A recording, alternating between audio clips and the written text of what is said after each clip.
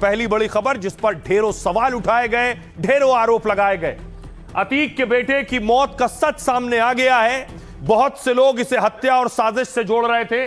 पहली बार अतीक के बेटे की गाड़ी का वीडियो सामने आया है जिसमें क्रेटा गाड़ी डिवाइडर से टकराते हुए और ऊपर उछलते हुए दिख रही है। इसी गाड़ी में अतीक का बेटा अवान सवार था। यह हादसे की रियल तस्वीर इस वक्त आप देख रहे हैं।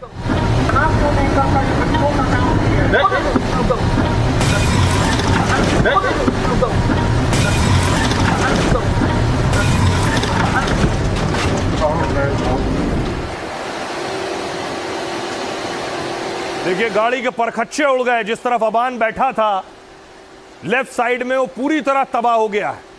वो हिस्सा इस हादसे से अंदाजा आप लगा सकते हैं। उनकी जुबानें सिल जाएंगी जो अब तक अलग अलग दावे कर रहे थे और अब तक आरोप लगा रहे थे।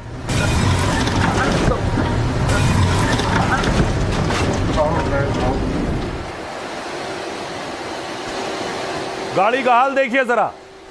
टकराने के बाद डिवाइडर से गाड़ी का हश्र क्या हुआ। अब आपको दिखाऊं पूरा हादसा हुआ कैसे। आगे गाड़ी जा रही है, पीछे वाली गाड़ी में रिकॉर्डिंग हो रही है कि आगे गाड़ी चल रही है। गाड़ी देखिए आगे ओवरटेक करती है एक गाड़ी को, ध्यान से देखिएगा।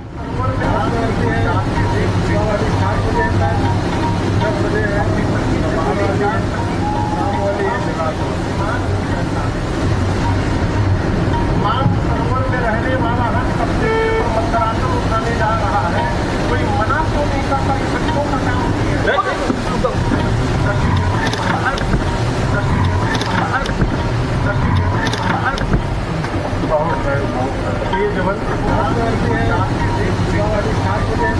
जिस वक्त आप देख रहे हैं गाड़ी तेज रफ्तार से आगे बढ़ती चली जा रही है। अंदाजा लगाइए 120 130 की रफ्तार होगी गाड़ी की।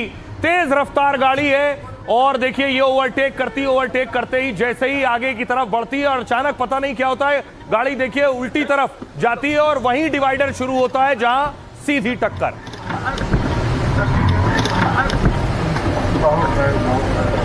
और देखिए दूर तक पहिया उड़कर गिरता है और ठीक हादसे के बाद की तस्वीर है।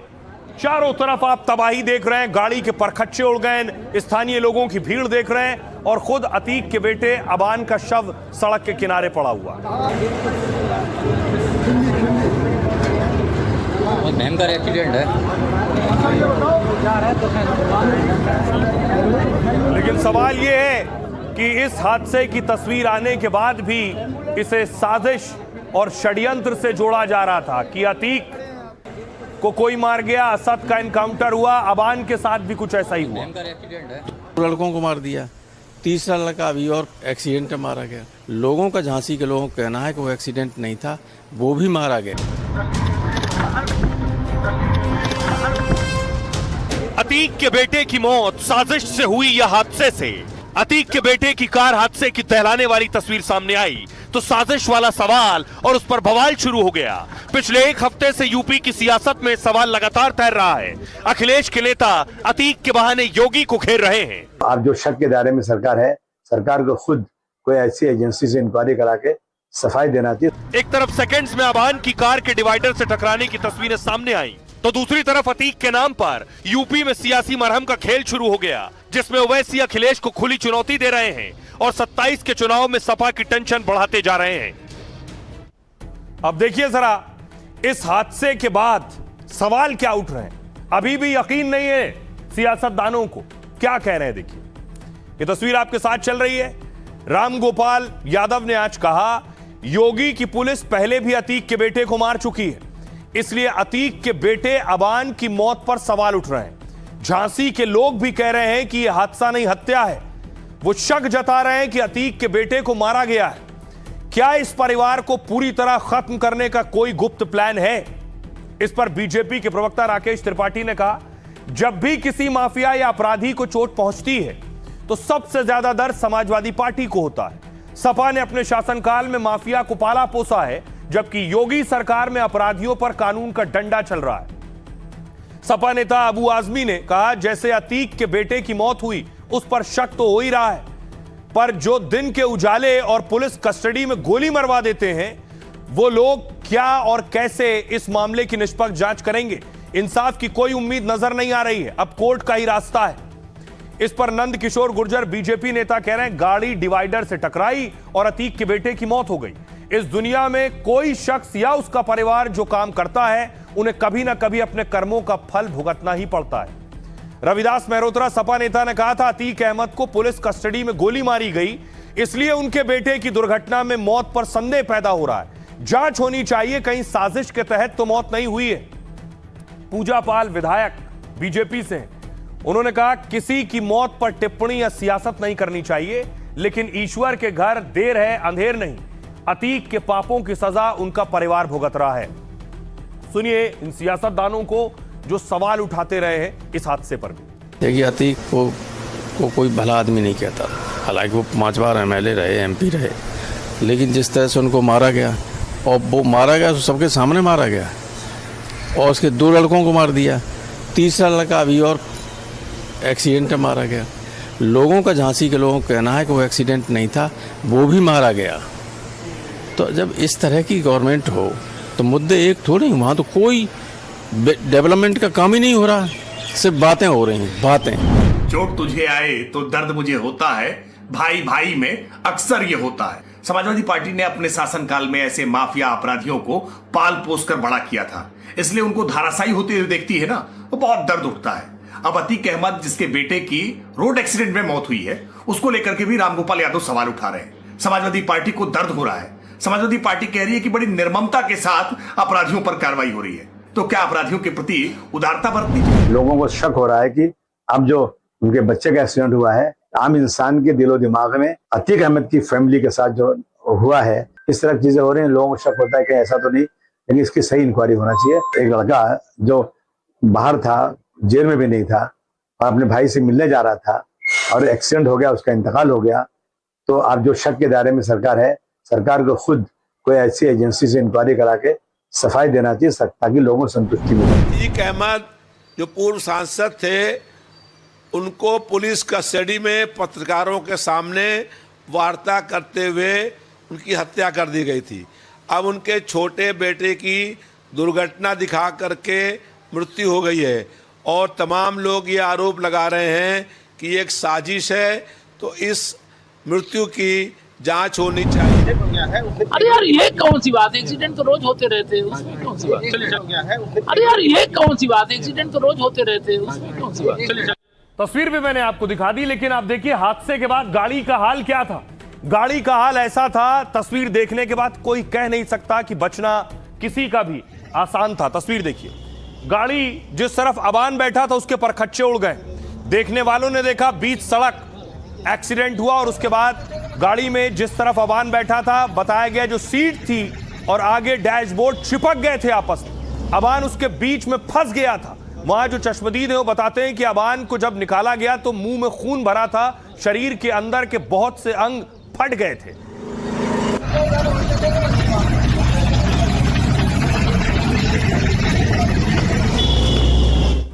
अब सवाल उठाने वालों के लिए खास तौर पर वो ये तस्वीर जरूर देखें और देखें कि आखिर कैसे एक्सीडेंट हुआ, डिवाइडर से कैसे कार टकराई और कैसे उसके परखच्चे उड़ गए।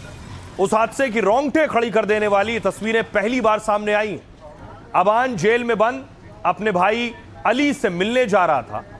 वो झांसी से बस 70 किलोमीटर दूर था, तभी यह दर्दनाक हादसा हो गया। हाईवे पर अतीक के बेटे की कार आगे चल रही थी, गाड़ी को ओवरटेक करती है।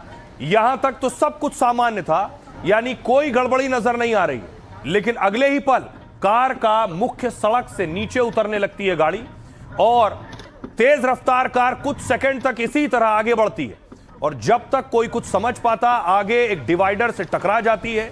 सड़क के बाईं ओर डिवाइडर जहां से शुरू होता है वहीं कार टकराई है। बताया जा रहा है कि कार की रफ्तार करीब 150 किलोमीटर प्रति घंटा थी, इसलिए डिवाइडर से टकराते ही करीब 5-6 फीट ऊपर हवा में उछली है गाड़ी, और जब सड़क पर गिरी तो वो हिस्सा सबसे ज्यादा चकनाचूर हुआ। कार में जिस तरह अतीक का बेटा अबान बैठा हुआ था, जिस तरफ बताया गया कि इस हादसे में अबान समेत 2 लोगों की मौत हुई, लेकिन अतीक के बेटे की कार अचानक डिवाइडर से टकराई कैसे? सवाल ये, क्या कार चला रहे अबान के दोस्त को नींद की झपकी आ गई थी? क्या अबान का दोस्त जैद नशे की हालत में कार चला रहा था? क्या सड़क की हालत ऐसी थी कि ओवरटेक करते ही बैलेंस बिगड़ा? पुलिस इस वक्त जांच कर रही है और ऐसे सवालों के जवाब खंगाल रही है। जिस हादसे पर कुछ सियासतदान साजिश के सवाल उठा रहे हैं, उस हादसे की ये तस्वीरें पीछे चल रही कार में लगे डैशबोर्ड कैमरे में कैद हुई और यही वीडियो सोशल मीडिया से लेकर हर जगह वायरल हो रहा है। अतीक का बेटा कार में सवार था। अबान जिस क्रेटा कार में बैठा हुआ था वो मोहम्मद जैद के नाम पर रजिस्टर्ड थी। जैद अतीक के रिश्तेदार का बेटा है, अक्सर अबान के साथ ही रहता है। पिछले 4 साल में गाड़ी के 16 चालान हुए, जिनमें 6 ओवर स्पीडिंग के हैं, यानी तेज रफ्तार के। मतलब जैद अक्सर ओवर स्पीड गाड़ी चलाता था। 8 चालान बचे भी थे। और क्या जैद की गलती ही अतीक के बेटे की जान पर भारी पड़ गई?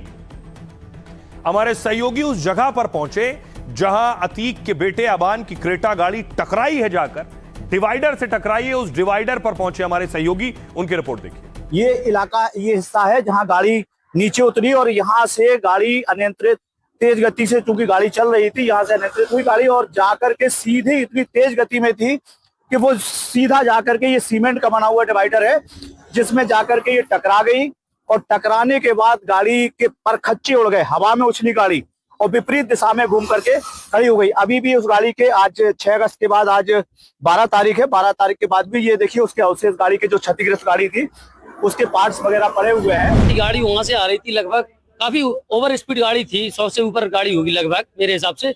तो जैसे ही आई और यहाँ कुछ जानवर दिखा, अनियंत्रित हो गई, डिवाइडर से टकराई। डिवाइडर से टकराई, बहुत भीषण जोरदार झट हुई और गाड़ी थोड़ा ऊपर गई, फिर नीचे गिरी। उसमें फिर देखा, जैसे ही चीख पुकार हुई, हम लोग वहां भाग के आए, गांव वाले और लोग आए, जे लोग, सभी लोग इकट्ठे आए, राड लेके गेट को खोला, तोड़ा। उसमें 2 लोग फंसे हुए थे, सभी लोग फंसे हुए थे लगभग। फिर उन लोगों को बाहर निकाला, जिसमें 2 लोगों की मौके पर ही मौत हो गई, 2 लोगों को एम्बुलेंस के जरिए मौत भेजा गया। अब देखिए जरा, अतीक के बेटे की मौत हो गई। अतीक के जो बड़े बेटे हैं उमर और अली अबान के जनाजे में आए। सियासतदानों को यहां भी नजर आ रहा था कौन अतीक के साथ खड़ा होता दिखेगा। जो खड़ा होता दिखेगा उसे 27 के चुनाव में फायदा होगा। इसलिए देखिए, खबर मिली कि अली और उमर जब पहुंचे थे अबान के जनाजे में, वहां असदुद्दीन ओवैसी की पार्टी के नेता भी पहुंचे थे, यूपी के प्रदेश अध्यक्ष पहुंचे और मुलाकात भी हुई और सपा पर अटैक भी किया उन्होंने।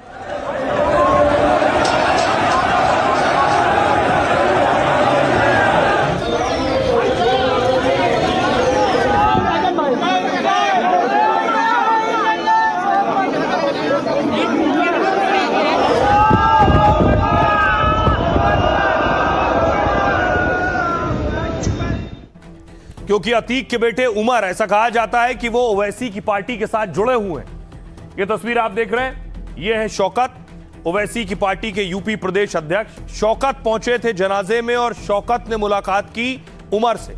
अब देखिए, मुलाकात तो हुई, हर मुलाकात के मायने होते हैं। एक तो संवेदना प्रकट करने गए, दूसरा सियासतदान हर चीज को सियासत के नजर से भी देखते हैं, इसलिए भी सवाल उठ रहे हैं। हुआ ये आप देख रहे हैं, अतीक के बेटे अली, उमर और उधर शौकत बैठे। अतीक के बेटे की मौत पर सियासी मातम और मरहम शुरू हुआ।